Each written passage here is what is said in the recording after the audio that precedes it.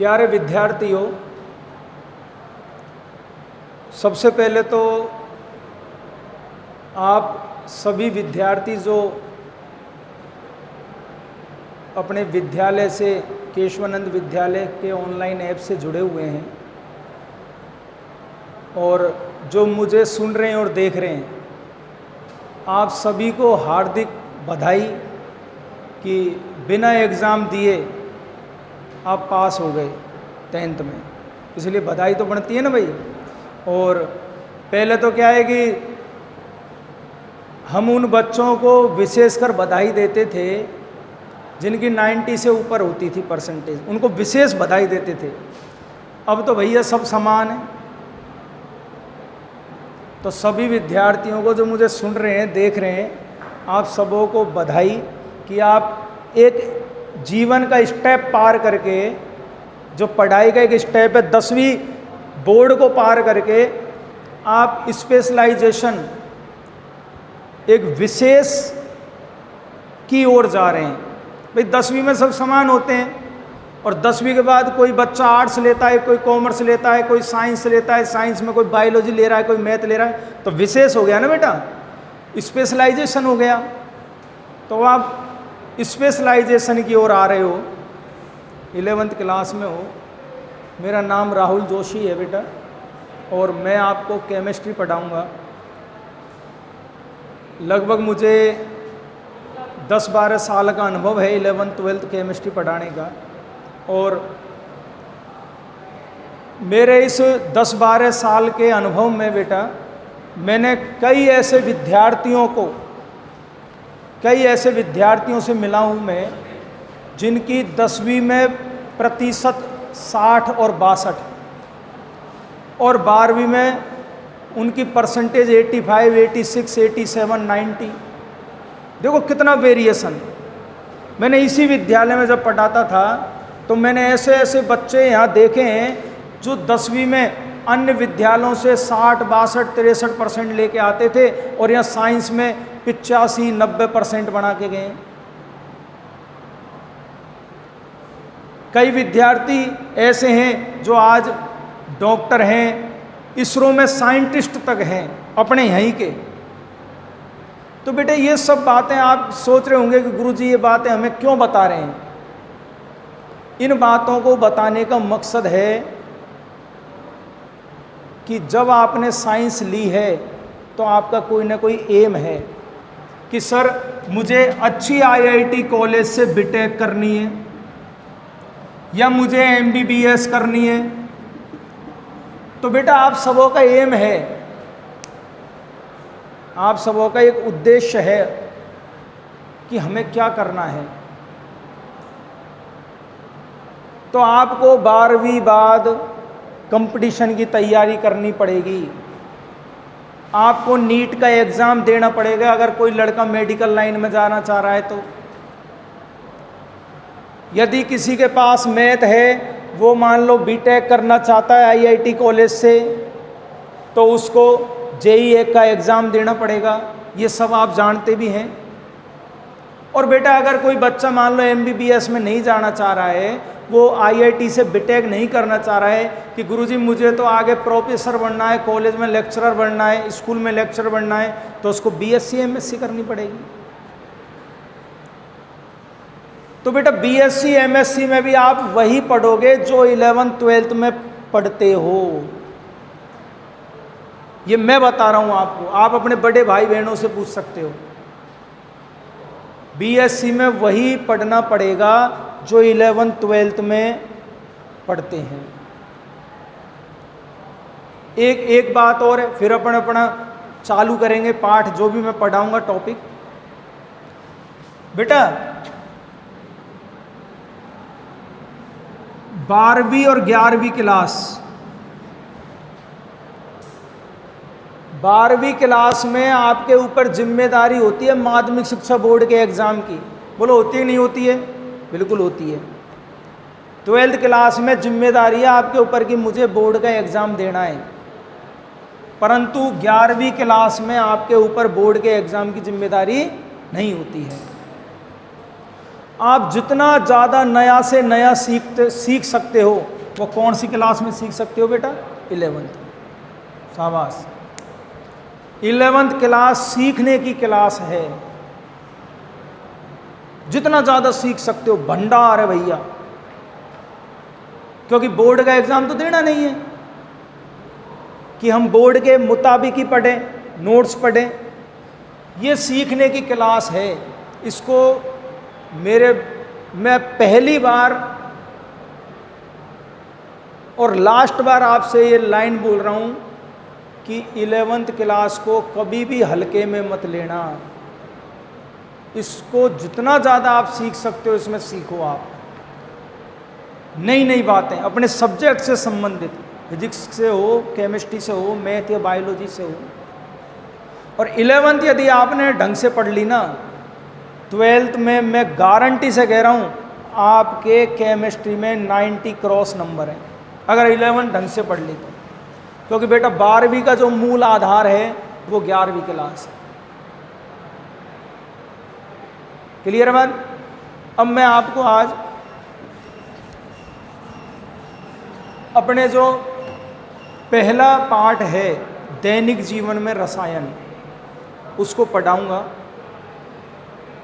सभी बच्चे जो ऑनलाइन क्लास से जुड़े हुए हैं वो ध्यानपूर्वक मेरी बातों को सुनेंगे और समझेंगे। क्लियर है बात?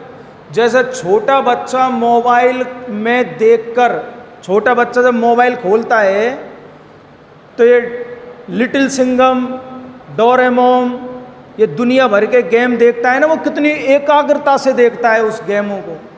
इसी प्रकार आपको मेरी बात एकाग्रता से सुननी है। अगर कोई भी समस्या आपको आती है, आप किसी भी माध्यम से विद्यालय में आप जो आदरणीय मोरध्वज सर हैं उनको आप फ़ोन करोगे, कोई समस्या है आप उन्हें बताओगे, मैं उस समस्या को हल करूँगा। क्लियर है बात? मैं भी आपको मेरे नंबर दे दूंगा, कोई समस्या हो तो आप पूछ सकते हो। देखो बेटा, दैनिक जीवन में रसायन, ये पाठ हम चालू करेंगे और मैं इसको ऐसे चालू करता हूं कि आपकी नॉलेज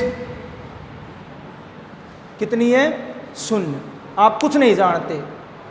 बुरा मत मानना इस बात को, कहीं बुरा मान जाओगे गुरुजी हमारी तो 10वीं में अगर एग्ज़ाम होता तो 97 बनती। आपने कैसे कह दिया कि हम शून्य हैं? मानिए आप शून्य हो। अब हम सीखना चालू करते हैं। अब बेटा सबसे पहले अपन बात करते हैं विज्ञान। शून्य से प्रारंभ हो रहे हैं अपन। विज्ञान क्या है? क्या है विज्ञान? खूब नाम सुना है सब विज्ञान। तो आप देखिए, ये मार्कर मेरे हाथ में है, समझ रहे हो?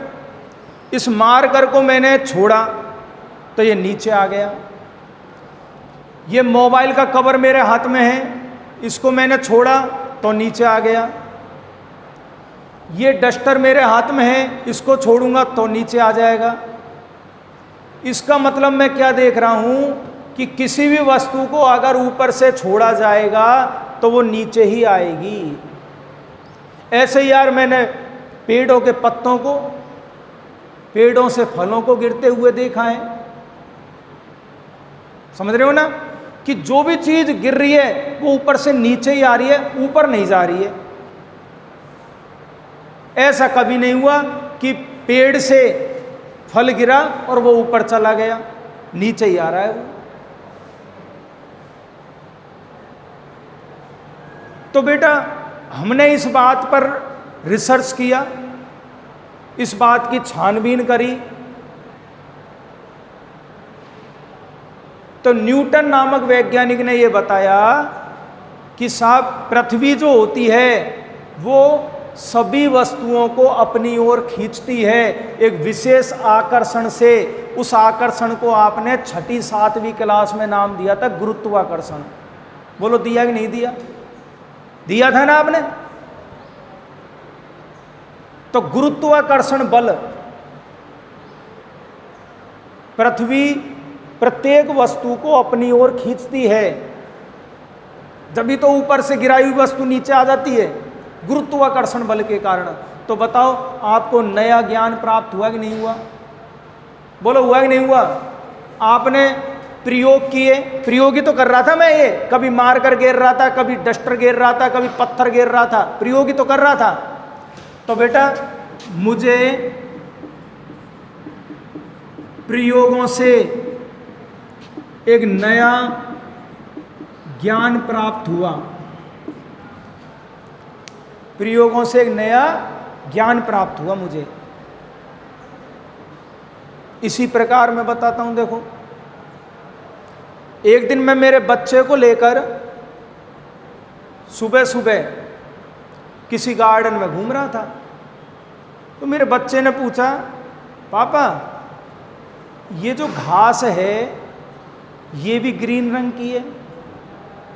मैंने कहा हाँ बेटा ग्रीन रंग की है।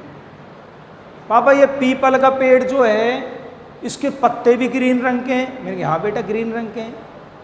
पापा ये पेड़ किसका है? मैंने कहा ये नीम का पेड़ है, इसके पत्ते भी ग्रीन है? मैंने कहा हाँ बेटा ग्रीन है। पापा ये तो सब पेड़ अलग अलग है, इनके पत्ते सब हो के ग्रीन है।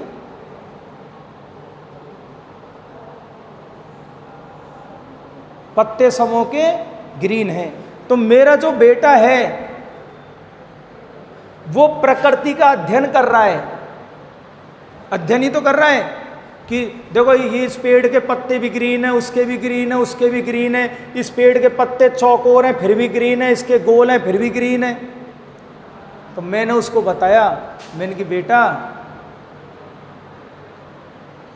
एक रंग मिला हुआ है इसमें, इन पत्तों में,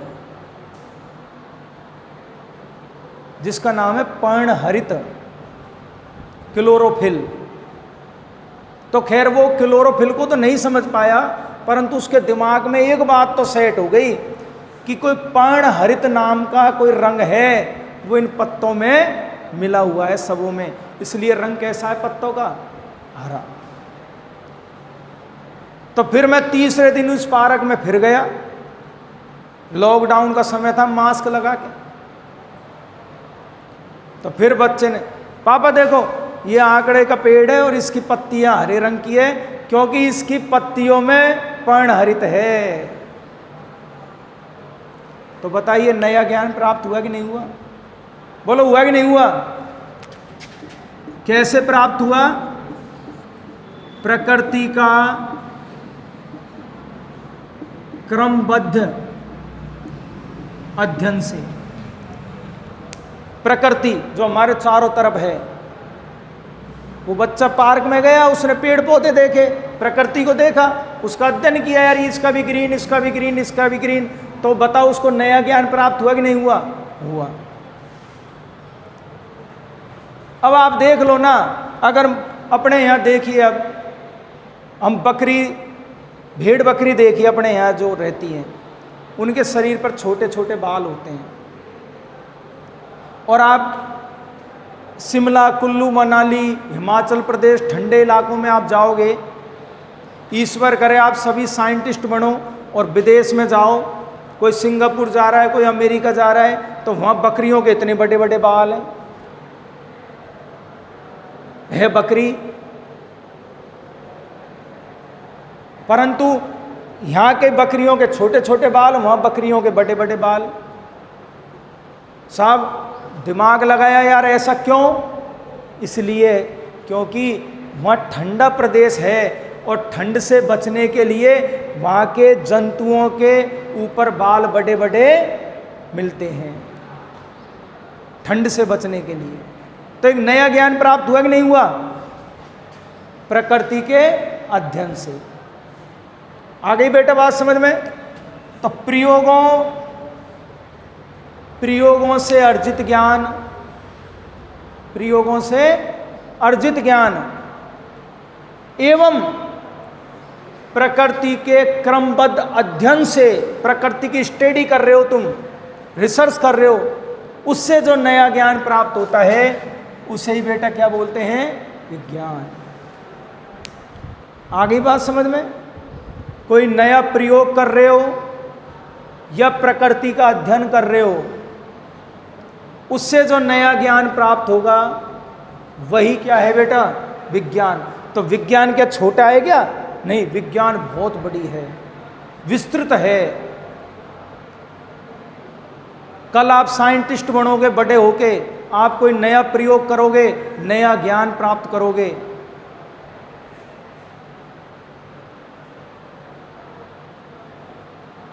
क्लियर है बात? तो प्रयोगों द्वारा अर्जित ज्ञान, प्रयोगों द्वारा अर्जित ज्ञान और प्रकृति के क्रमबद्ध अध्ययन से जो ज्ञान प्राप्त होता है वो क्या कहलाता है बेटा? विज्ञान।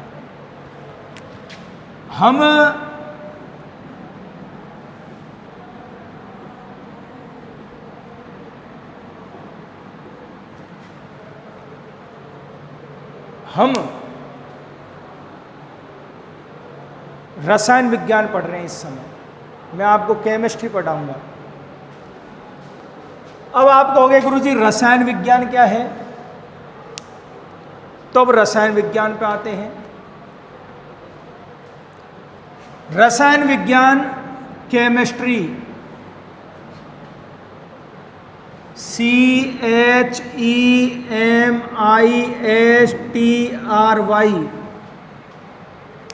ये बड़ी मज़ेदार विज्ञान है, बहुत मज़ेदार है। इसका ये इतनी इंटरेस्टिंग है कि इसके नाम में ही इंटरेस्ट है। लिखते तो केमिस्ट्री है, CHE केमिस्ट्री, और बोलते क्या है बेटा?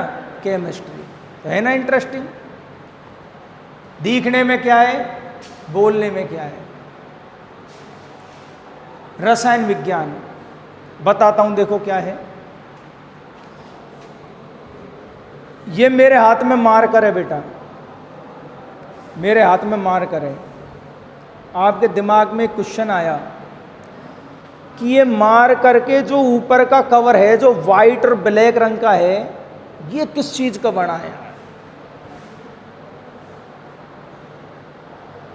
आपके दिमाग में आई ये बात कि यार ये बना किस चीज का है? प्लास्टिक का बना है, सब जानते हैं। पर जो नहीं जानता है उसके तो दिमाग में आई ना ये बात कि बना किसका है। इसके अंदर जो अभी सर ने इसमें से इंक डाली है, ये इंक किसकी बनी हुई है? बाहर जो पत्थर पड़ा है ये किसका बना हुआ है? जब विद्यालय खुलेंगी तो जिस टेबल कुर्सी पे बैठते हैं ये किसकी बनी हुई है?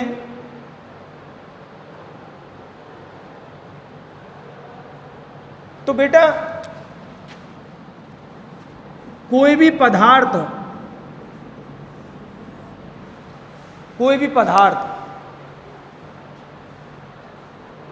का रासायनिक संगठन, क्या बेटा? रासायनिक संगठन यानी किससे मिलकर बना हुआ है? किसी भी पदार्थ के रासायनिक संगठन और उस पदार्थ के गुणों की जानकारी, किसी भी पदार्थ के रासायनिक संगठन यानी वो पदार्थ किनसे मिलकर बना हुआ है। समझ में आ गई बात? और उसके गुणों की जानकारी का अध्ययन विज्ञान की जिस शाखा में किया जाता है उसे क्या बोलते हैं बेटा? रसायन विज्ञान। क्या बोलते हैं बेटा? रसायन विज्ञान। अब चलो मैं आपसे एक प्रश्न पूछता हूं, उत्तर भी मुझे ही देना पड़ेगा, ऑनलाइन क्लास है। जल जो कि एक पदार्थ है, हम सब जानते हैं जल हाइड्रोजन और ऑक्सीजन से मिलकर बनता है। H2O सूत्र होता है इसका, पता है ना आपको? जल किससे मिलकर बना होता है बेटा? हाइड्रोजन और ऑक्सीजन से। दो परमाणु हाइड्रोजन के और एक परमाणु किसका? ऑक्सीजन का। 2:1, 2 हाइड्रोजन का 1 ऑक्सीजन का। तो बताओ जल एक पदार्थ है, उसका रासायनिक संगठन आपको पता है नहीं है? है कि साहब जल हाइड्रोजन और ऑक्सीजन से मिलकर बना हुआ है, जिसमें हाइड्रोजन और ऑक्सीजन की मात्राओं का अनुपात 2:1 है। पता है ना तुमको? बोलो है या नहीं है? तुम सबों को पता है। तो ये जल का रासायनिक संगठन है। जल का क्या है बेटा? रासायनिक संगठन। चूने का पत्थर, चूने का पत्थर सुना है कभी? सुना है चूने का पत्थर? कैल्शियम कार्बोनेट, सूत्र क्या होता है? CaCO3। खूब सुन रखा है 9वीं और 10वीं में। कैल्शियम कार्बोनेट चूने का पत्थर। संगमरमर पत्थर। अब देखो इसमें कैल्शियम है, बोला है या नहीं है? इसमें कार्बन है, बोला है या नहीं है? और इसमें क्या है बेटा? ऑक्सीजन। बताओ चूने के पत्थर का निर्माण 3 अलग अलग तत्वों से या 3 अलग अलग पदार्थों से हो रहा है कि नहीं हो रहा है? कौन कौन से हैं? कैल्शियम, कार्बन और ऑक्सीजन। तो ये चूने के पत्थर का क्या है?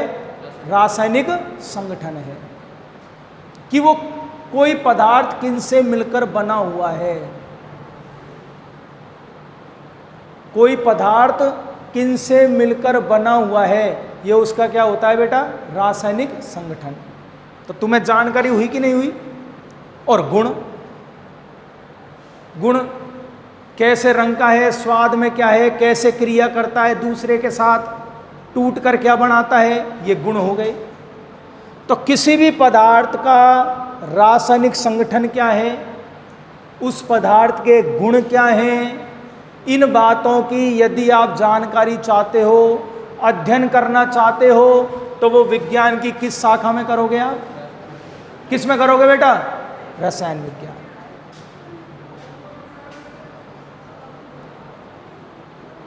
समझ में आ गई बात? कोई पदार्थ दूसरे से कैसे क्रिया करता है, कोई पदार्थ टूट कर क्या बनाता है, यानी गुण। इन बातों का अध्ययन करोगे तो वो कौन सी विज्ञान कहलाएगी? रसायन विज्ञान। क्लियर है बेटा बात? तो हमने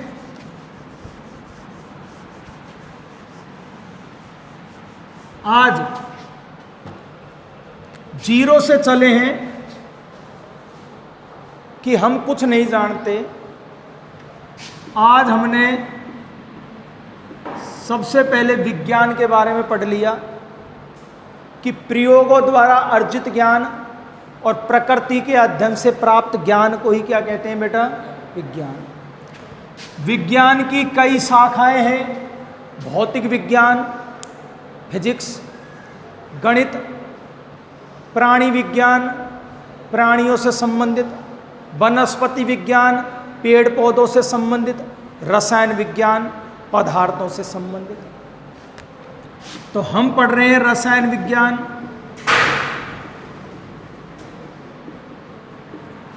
रसायन विज्ञान विज्ञान की वह शाखा जिसके अंतर्गत पदार्थों के रासायनिक संगठन और पदार्थों के गुणों का क्या किया जाता है? अध्ययन किया जाता है। क्या कहलाती है बेटा? रसायन विज्ञान। अब मैं कुछ बातें आपसे पूछूंगा,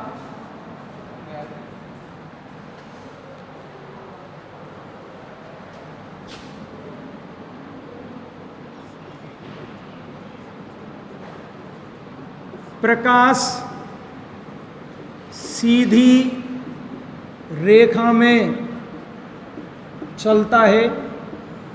3 बातें लिखूंगा बेटा। प्रकाश सीधी रेखा में चलता है, पहली बात। दूसरी बात,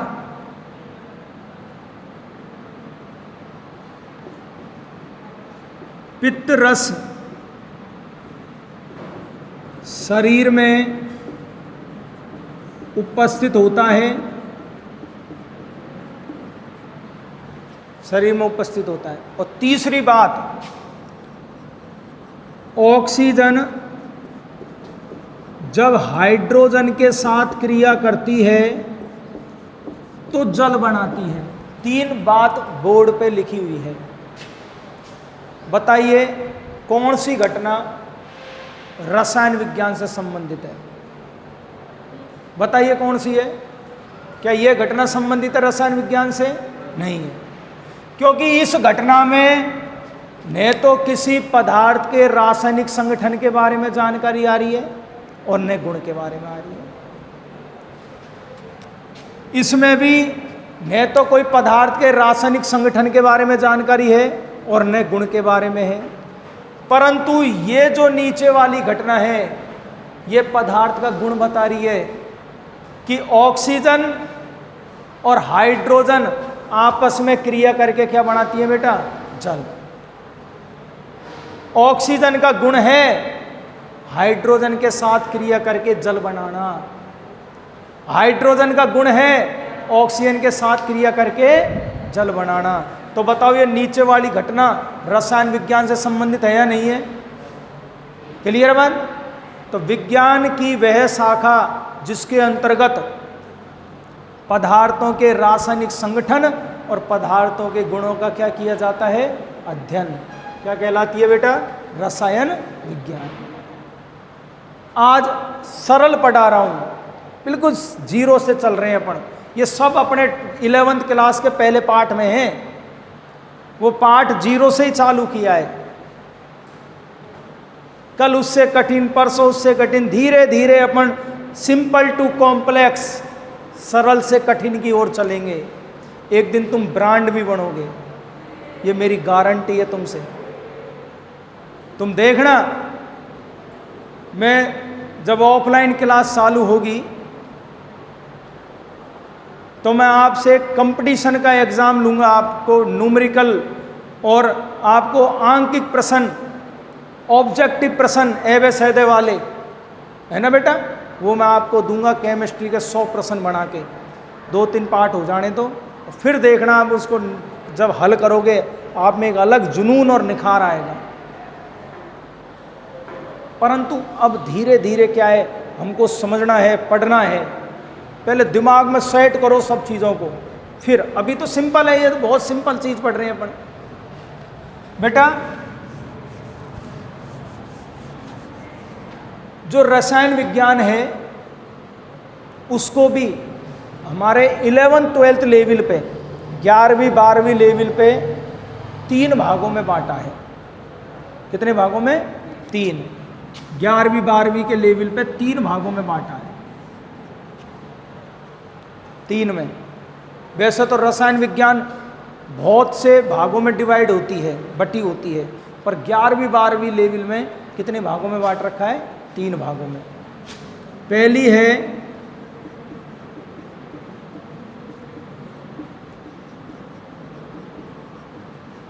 अकार्बनिक रसायन, इनऑर्गेनिक केमिस्ट्री, इनऑर्गेनिक केमिस्ट्री, अकार्बनिक रसायन। दूसरी है बेटा भौतिक रसायन, भौतिक फिजिकल रसायन chemistry, physical chemistry, physical chemistry. और तीसरी है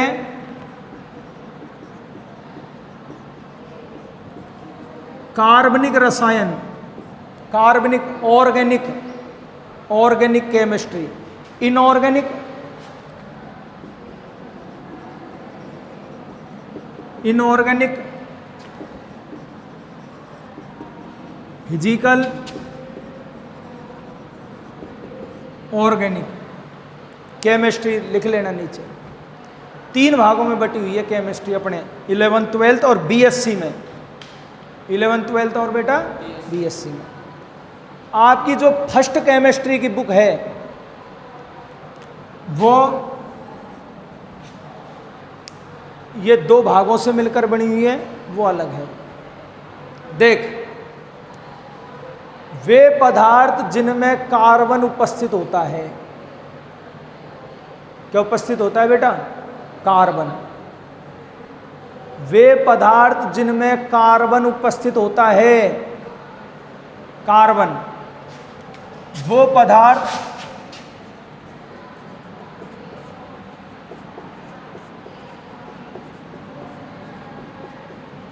क्या कहलाते हैं? कार्बनिक पदार्थ, कार्बनिक यौगिक जिनमें कार्बन उपस्थित है। CH4, मेथेन, 10वीं में पढ़ी है। मैं वही उदाहरण दे रहा हूं जो 10वीं में पढ़ा है, बड़ा उदाहरण नहीं दे रहा हूं क्योंकि वो जब दूंगा तब मैं सिखाऊंगा आपको। मेथेन,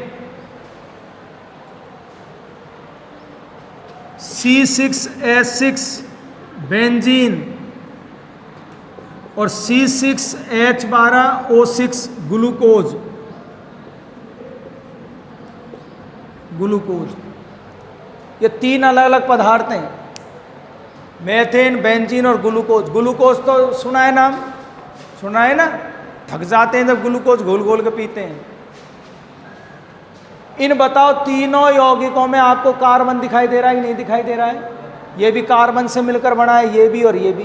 तो ये पदार्थ क्या है बेटा? कार्बनिक यौगिक। क्या है बेटा? कार्बनिक यौगिक।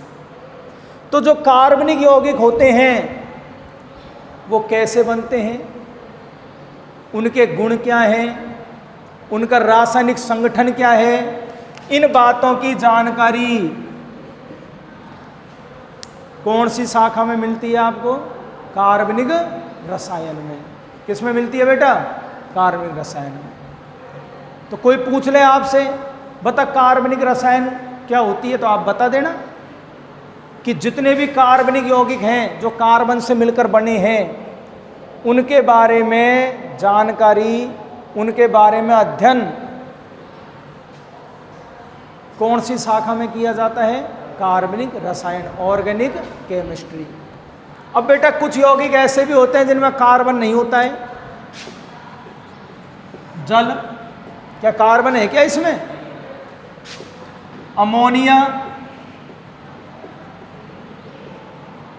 क्या इसमें कार्बन है क्या बेटा? नहीं है ना। ये वो यौगिक ऐसे लाखों की संख्या में हैं, ये वो यौगिक है जिनमें कार्बन नहीं है, ये अकार्बनिक यौगिक हैं।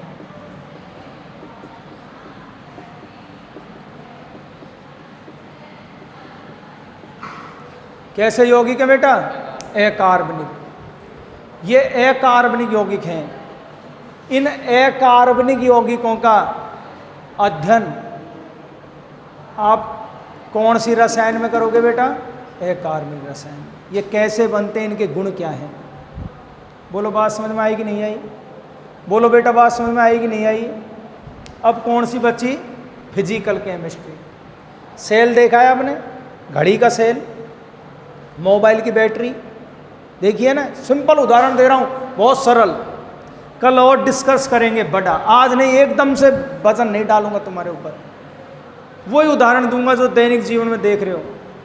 घड़ी का सेल देखा है, मोबाइल की बैटरी देखी है बेटा। घड़ी के सेल के अंदर रासायनिक पदार्थ भरा होता है। क्या भरा होता है? रासायनिक पदार्थ, केमिकल भरे होते हैं उसके अंदर, रासायनिक पदार्थ। तो रासायनिक पदार्थ यानी केमिस्ट्री आ गई ना। बोला आएगी नहीं आई? केमिस्ट्री आ गई ना। और सेल से क्या प्राप्त होती है आपको? करंट, विद्युत प्राप्त होती है नहीं होती है? सेल से क्या प्राप्त होता है बेटा? विद्युत। तो विद्युत किसका टॉपिक है? फिजिक्स का। विद्युत किसका टॉपिक है? फिजिक्स का। तो सेल के अंदर रासायनिक पदार्थ भरा हुआ है, वो तो केमिस्ट्री का हिस्सा है। सेल के अंदर जब क्रिया होगी तो विद्युत बनेगी, जिससे बल्ब जलेगा, घड़ी चलेगी, तो वो फिजिक्स की घटना हो गई। समझ रहे हो ना। तो बताओ, इन दोनों घटनाओं को मिला दिया जाए तो कौन सी केमिस्ट्री बन गई? भौतिक रसायन, फिजिकल केमिस्ट्री। बोल, समझ में आया कि नहीं आया? इन्वर्टर की बैटरी होती है, किसकी बैटरी बेटा? इन्वर्टर की। उसके अंदर तेजाब भरा होता है, लेड धातु होती है, सब केमिस्ट्री है या नहीं है? परंतु उसकी जब क्रिया होती है तो विद्युत बनती है कि नहीं बनती है? वो फिजिक्स की घटना हुई कि नहीं हुई? Physical chemistry. प्यारे विद्यार्थियों, आज केवल इतना ही पढ़ेंगे, कल और इससे विस्तृत पढ़ेंगे। सभी विद्यार्थी जो ऑनलाइन माध्यम से जुड़े हुए हैं विद्यालय के ऐप से, वो किताब अपने इस समय एनसीईआरटी की चलेगी, विद्यालय से जो किताब दी जाती है उसको आप जैसे जैसे आपको टीचर पढ़ा रहा है उस हिसाब से उसको पढ़ते चलें। धीरे धीरे उस हिसाब से पढ़ोगे, आपको सब कुछ याद रहेगा। आप सोच रहे हो कि हम लास्ट में पढ़ेंगे तो वो इतना हो जाएगा कि आप उसको कवर नहीं कर सकते, पहली बात। दूसरी बात, चाहे विद्यार्थी 60% का हो चाहे 90% का हो, एम रखना दिमाग में कि मुझे कंपटीशन में जाना है, मुझे 12th में 90 अबोव बनानी है। तो पढ़ोगे, मेरे साथ चलोगे, सक्सेस हो जाओगे। मैं आपको गारंटी से कह रहा हूँ, आपको केमिस्ट्री में किसी भी प्रकार की कोई समस्या नहीं आने दूंगा, पर मेरे साथ आपको मेहनत करनी पड़ेगी। समझ रहे हो ना? जितना अच्छा आप क्लासरूम में बैठ के पढ़ते हैं ऑफलाइन जब चलती है, उसी हिसाब से अगर आप घर पढ़ने लग जाओगे, मेहनत करने लग जाओगे, तो बेटा निश्चित तौर पे प्रोग्रेस करोगे। 11th क्लास सीखने और समझने की क्लास है। जितना ज़्यादा सीखोगे उतना ही निखार आएगा। ये तो भैया महाराज जी का लोटा है, जितना ज़्यादा घिसोगे, जितना ज़्यादा रगड़ोगे, इसे मांजोगे, चमक उतनी ज़्यादा आती है, नहीं आती है? यही है सिस्टम। जितना किताबों को पढ़ोगे, नोट्स पढ़ोगे, अध्ययन करोगे, निखार आता जाएगा, इंटेलिजेंट होते जाओगे। क्लियर बात? कल और हम आगे टॉपिक जो होगा उसे पढ़ाएंगे। बेफिक्र रहिए, मस्त रहिए, खुश रहिए।